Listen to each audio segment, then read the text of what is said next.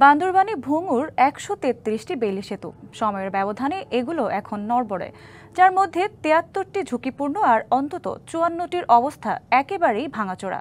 ঝুঁকি নিয়ে এগুলো দিয়ে চলছে যানবাহন।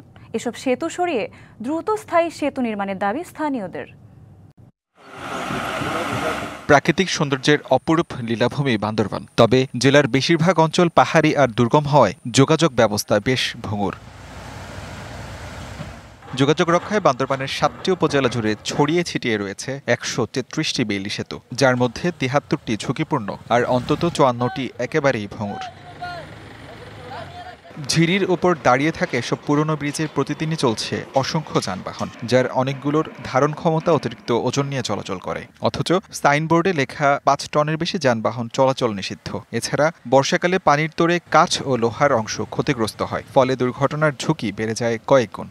এই বেইলি ব্রিজগুলো অনেক পুরাতন, বর্ষাকালে হলে বেইলি ব্রিজ কোনো এক মাথা হয়তো ছুটে যায়। ডায়ালগ সুবাসিত টয়লেট ক্লিনার, যার পাওয়ার প্লাস ফর্মুলা টয়লেটের কোনায় কোনায় পৌঁছে ৯৯.৯৯% জীবন ধ্বংস করে। রিমার্ক, হয়তো মাঝখানে কোনোভাবে ভেঙে যায়। অনেক লোড গাড়ি চলাচল করে, কিন্তু এগুলা নিরাপদ না।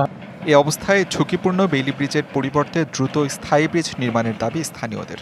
ব্রিজগুলো একটু যদি সংস্কার করলে ভালো হতো আর কি। প্রায় সময় দেখা যায় সংস্কার করে করে কোনো রকম ভাবে চলা যায়, বাট এটা একটা স্থায়ী সমাধান দরকার, যাতে মানুষের জীবনের যানমালের ক্ষতি কম হয়। এদিকে বাজেট অনুমোদন হলেই কাজ শুরুর কথা জানিয়েছে স্থানীয় সড়ক ও জনপথ বিভাগ।